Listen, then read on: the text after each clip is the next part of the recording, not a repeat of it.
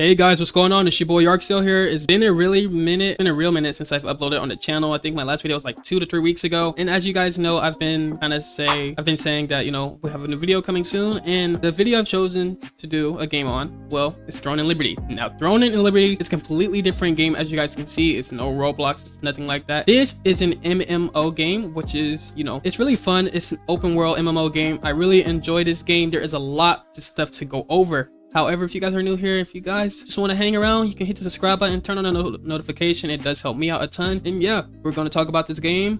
Let me know what you guys think about it in the comments, because I have 200 hours in this game. And yeah, let's just get into it. All right, so you're probably wondering, what is Throne and Liberty? What is it about, right? So as I said before, Throne and Liberty is an MMO RPG based game. As it may look like League of Legends based off the POV, but it's an MMO open world game. Now, there are certain stuff that has not been added to the game yet, because this is the global release. All right, now this game released in Korea about a year ago, so they're really far ahead, but there is a lot of stuff to talk about in this video about this game. So there is open world dungeons and there is secret dungeons, pretty much co-op dungeons that you can do with people. Now, co-op dungeons can be a little complicated at times if you guys don't know what you're doing.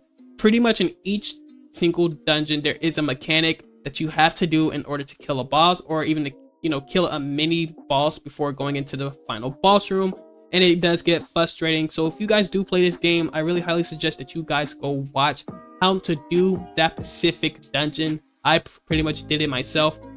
And you're probably wondering, what are all the weapons in this game? So there is crossbow, there is dagger, there is greatsword, there is sword and shield, there is staff, there is wand, and there is longbow. Now, all these weapons play a huge part in the game, considering on what do you want to do, whether it's PvP, PvE, or you want to do both. As you guys can see, I enjoy doing PvP, as you guys can see in the background, but I also enjoy PvP because it's really how we get our gear. It's how we get everything that we need to get ready for the end game, right? So you're probably wondering, okay, so how do I get this? How do I get this? Let's say that you're trying to do your story and you're stuck on a level. So when you're doing the story, there will be certain parts of the story that you have to level up on, which will make you go do certain stuff, such as side quests, contracts. Now, what these things do, they give you resources that you will need for end game. Okay, and when I say this, it's because you have to have a lot of resources, and this is one thing I struggled on as a new player coming to the game, and it was frustrating at first, but this is what happens when you make mistakes and you kind of don't know what you're doing. This is why you kind of explore for yourself. Now, you guys want to save all the resources you get. I'm talking about growth stones, accessory things, because you want to craft. There is crafting system in this game, and the crafting mechanics is good. I have no issues with the crafting mechanics in this game so far. However, there will be some upsets far as traits. Now, traits are pretty much substats, and what those subsets do, they play a huge part in your build. Because let's say you want to go, let's do evasion, for example. There is melee evasion, magic evasion, and ranged evasion. So pretty much what that means is, if you have, let's say, 1,000 melee evasion, which I'm close to, pretty much people will miss their melee hits. So that is a good thing. But there is also, you know, ranged endurance, magic endurance, and melee endurance. Now, those are just pretty much damage reduction, to put it in that way. Let's say somebody, you know, hits for 800 critical. That critical hit will not hit because of how much endurance you have, or pretty much damage reduction. Now, there are different stats in the game, such as strength, dexterity, wisdom, and perception. Those stats will also play a huge part in your build, considering on how much damage you do and how much damage reduction you get back in certain things. This game, you can kind of compare it a little bit to Devils of Curation, because there's mana, there's HP, there's mages. And, you know, for people who watched me play Devils of Curation, which was my very first MMO game on Roblox, this is kind of what it's about, but it's not as fun as this is. And you're probably wondering, what am I doing? So this is called an event. Now, there are usually events every day. As you guys can see at the upper right corner, where the little wolf guy is at, you see 21. That means there is different events coming up after certain events. So as you guys can see, this is a event called Lift the Moonlight Spell, and as you guys can see in the little boxes, it's a guild event. So what a guild event is, you and your whole entire guild will do a event, and there is a thing called guild contracts. Now what these guild contracts do is they give you reputation for the guild, and they allow the guild to level up. Now this is a really huge part if you want to, you know, join a group, fight the very best, earn rewards, and just make a great community of friends through the guild. Now I personally done this. I love my guild that I'm currently in, which is called Bad Player Club. We're on the, I can't say the server, but I will tell you the server in the description. Now it's a really good server. Some people say our server is dead, but in reality it's not. There's a lot to do, and yeah, another thing is that there is guild wars. What guild wars are is pretty much there's things called wriststone and boonstone. Now a wriststone is something that most people try to go for nowadays, because wriststones are, you teleport into a wriststone and it's a certain world boss.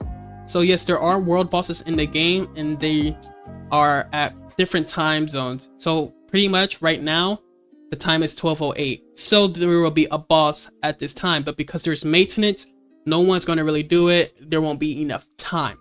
And what this means is there will be different world bosses, and I'm gonna name a few. So we have a dentist, we have Cornelius, we have Alon, we have Chernobog. Some of these bosses will be peace. Peace is there is no killing, meaning you are not allowed to kill anybody. Now when it says conflict and it's red, as you guys can see with the 2 swords, that means it's a PvP zone. So if you're not really into all that PvP stuff, do not go to those bosses. I highly suggest it, because you won't get any rewards, and that's just the hard truth. I had to learn it the hard way before I joined my guild, and it's just the honest truth, because you're not gonna really loot up after, you know, all that. So you're probably like, okay, I finished the story, I'm level 50, what do I do? So what you can do after level 50, there's a lot of stuff you can do. There's contracts, daily contracts, which gives you tokens, certain stuff for, you know, your current character. And after level 50, there's like level 50 dungeons. It's pretty much the same mechanic, but just a little bit more different, a little bit more that you have to dive into. And this takes time to kind of understand. One dungeon I will say that was by far the most hardest dungeon for me before we figured it out was Cursed Wasteland.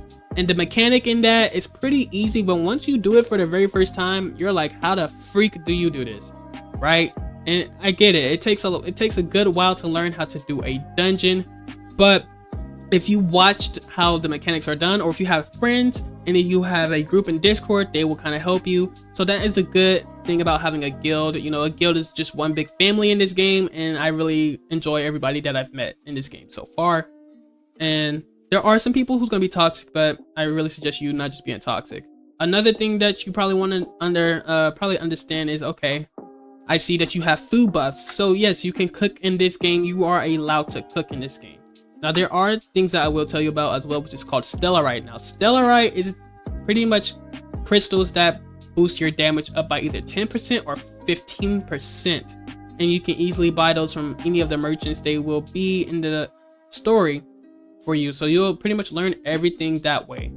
And you're probably you will have a little ammo toy, as you guys can see at the bottom right, or at the bottom of my screen pretty much. You will see a little man, as you guys can see. It's my ammo toy. He follows me around. He heals me 200 HP.